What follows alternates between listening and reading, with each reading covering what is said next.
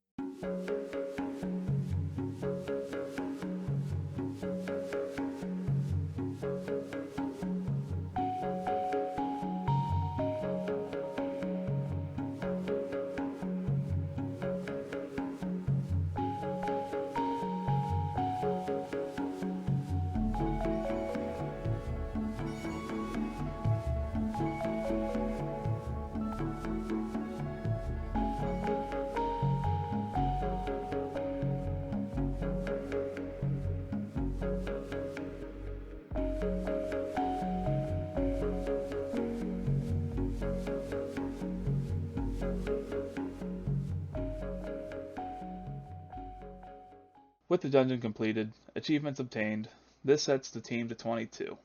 So we head down to Astrub, and the comments we made along the way was just enough to get the team new sets. Uganak is in a sponge set.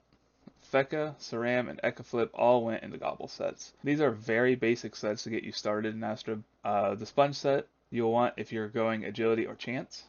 Gobble set if you are going strength or intelligence. One recommendation I have is to look for hunting weapons. Unfortunately, sometimes they are more expensive. Like for the Gobble Hammer, for example, it was over 80,000 commas, so I didn't get one. I just used the weapons that we made in Incarnam. If you want to be more optimal, you can obviously go with your set weapon, the Gobble Hammer or the Sponge Spatula, and do slightly more damage, but I just didn't see it outweighing leveling Hunter and making passive income. I did accidentally buy the Sponge set weapon, which I set back to sale in the market.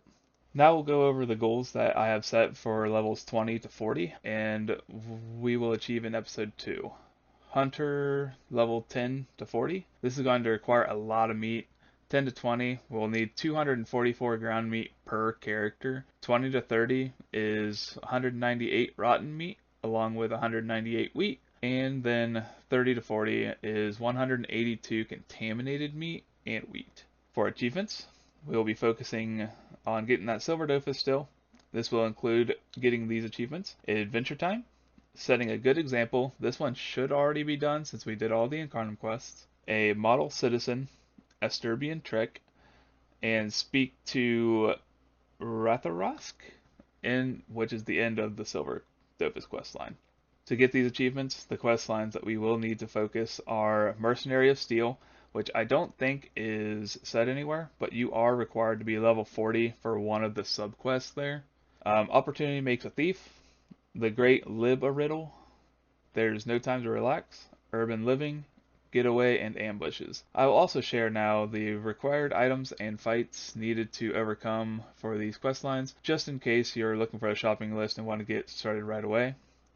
The final clips here, this is the first step in maintaining a 4-man team. I spend about 5 minutes a day right before work and right when I get home at night, setting up the prices, restocking the market. I know it's a tedious thing, but it will pay off, I promise. It is nice at the early levels when you hit those power spikes with the equipment. For example, I started doing this Monday, and today, Wednesday, we are up to 125,000 commas. This isn't a whole lot, but it's a great start in getting some equipment ready for level 40.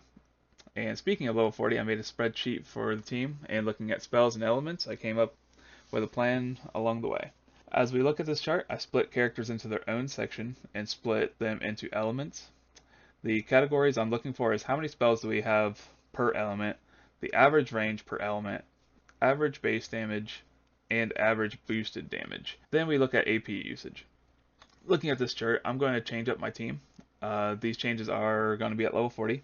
Uganak will go agility instead of chance. Feka will go chance instead of intelligence. Ekaflip's going to remain intelligence, and Saram is going to remain strength. Now keep in mind that this chart only shows average damage. This does not include utility. This is the biggest reason why Ekaflip will remain intelligence, because he's kind of our support character.